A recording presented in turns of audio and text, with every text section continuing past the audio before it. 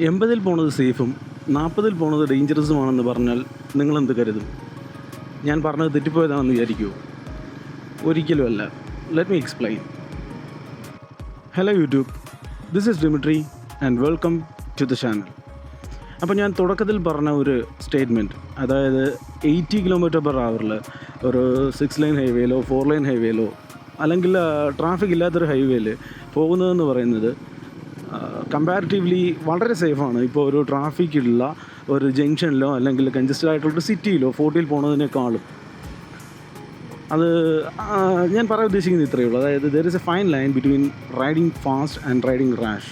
10 ആൾ കൂടുന്നെടുത്ത് വണ്ടി എടുത്തിട്ട് വന്ന് അതിൻ്റെ ഇടയിൽ കൂടെ ഒരു മഫ്ലറില്ലാത്തൊരു സൈലൻസറുള്ള വണ്ടിയും എടുത്ത് 100-110-ൽ പോകണമെന്ന് നിർബന്ധമൊന്നുമില്ല. വെറും 40-ലും 30-ലും പോയാൽ പോലും അത് റാഷ് റൈഡിങ് ആണ്.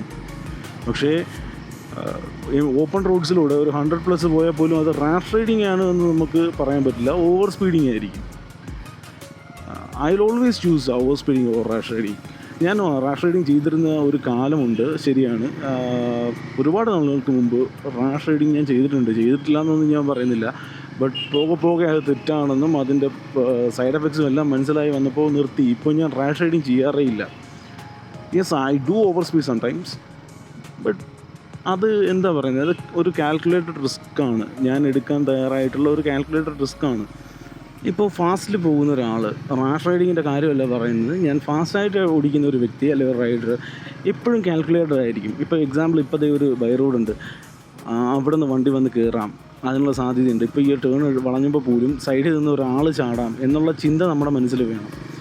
ഓക്കെ, അത് കാൽക്കുലേറ്റ് ചെയ്ത് പോകുന്നതാണ്, റിസ്ക്സ് കാൽക്കുലേറ്റ് ചെയ്ത് എന്തും സംഭവിക്കാം. അപ്പോൾ അതിന് നമ്മൾ പ്രിപ്പയറായിട്ട് പോകുന്നതാണ്. അങ്ങനെ പോകുന്ന ഒരാൾ ഫാസ്റ്റ് ആണെങ്കിൽ കൂടി ഒന്നും നോക്കാണ്ട് പോകുന്ന ഒരാളെക്കാളും സേഫായിട്ടായിരിക്കും പോകുന്നത്. ഇവിടെ ഒരു ബൈ റോഡുണ്ട്, ഇവിടെ നിന്നൊരു വണ്ടി വന്ന് കയറാം. നമ്മളെപ്പോഴും ഡിഫെൻസീവായിട്ടായിരിക്കണം വണ്ടി ഓടിക്കേണ്ടത്. അതായത് സിംപ്ലി പറഞ്ഞു കഴിഞ്ഞാൽ, റോഡിൽ ഇറങ്ങുമ്പോൾ ബാക്കിയുള്ളവരെ ആരും നമ്മളെ ഇടിച്ചിടാൻ ശ്രമിക്കാം. നമ്മുടെ സുരക്ഷ നോക്കേണ്ടത് നമ്മൾ തന്നെയാണ്. അപ്പോൾ അങ്ങനെ വേണം വണ്ടി ഓടിക്കാനായിട്ട് എന്നുള്ളതാണ് എൻ്റെ കാഴ്ചപ്പാട്. ഇനി നിങ്ങൾക്ക് തന്നെ വിലയിരുത്താം, നിങ്ങൾ ചെയ്യുന്ന റാഷ് റൈഡിങ് ആണോ ഫാസ്റ്റ് റൈഡിങ് ആണോ എന്നുള്ളത്. അതിന് സിമ്പിളായിട്ടൊരു ഒറ്റ ക്വസ്റ്റ്യൻ മാത്രം ചോദിച്ചാൽ മതി നിങ്ങളോട് തന്നെ. ഇപ്പോൾ എന്തെങ്കിലും സംഭവിച്ചാൽ, അതായത് ഇപ്പോൾ ഒരു പട്ടി കുറുക്കിയാടിയാലോ, ബീറ്റ് 2 കാലുള്ള പട്ടിയായാലും 4 കാലുള്ള പട്ടിയായാലും, അങ്ങനെ ഒരു പട്ടി കുറുക്കിയാടി കഴിഞ്ഞാൽ നിങ്ങൾക്കത് പിടിച്ചു നിർത്താൻ പറ്റുമോ എന്നുള്ള ചോദ്യം ചോദിച്ചാൽ മാത്രം മതി. 40-ൽ ബിസി സ്ട്രീറ്റിൽ കൂടെ പോകുമ്പോഴായാലും, അല്ല ഇപ്പം 80-ലോ 100-ലോ 110-ലോ എത്രലോ ആയിക്കോട്ടെ, ഒരു ഹൈവേ കൂടെ പോകുമ്പോഴായാലും, ആ സ്പോട്ടിൽ എന്തെങ്കിലും സംഭവിച്ചു കഴിഞ്ഞാൽ നിങ്ങൾക്ക് വണ്ടി കൺട്രോൾ ചെയ്യാൻ പറ്റുമോ എന്നുള്ളൊരു ചോദ്യം നിങ്ങളോട് തന്നെ ചോദിച്ചാൽ മതി. അപ്പോൾ മനസ്സിലാവും നിങ്ങൾ ഫാസ്റ്റായിട്ടാണ് ഓടിക്കുന്നത്, റാഷായിട്ടാണ് ഓടിക്കുന്നത് എന്നുള്ളത്. അപ്പോൾ ഞാൻ പറയുന്നത്, fast riding is okay even if it's illegal up to some extent you can, but rash riding it's a big no. ചെയ്യരുത്. അത് നിങ്ങളുടെ ലൈഫ് മാത്രമല്ല, ബാക്കിയുള്ളവരുടെ ലൈഫും പ്രശ്നത്തിലാക്കുന്നേ. വാക്കല്ലാണ്ട് വല്ല ആക്സിഡൻറ്റും പറ്റി മരിച്ചു പോയെന്നേ ഉള്ളൂ. ഇവിടെ അല്ല സത്യം.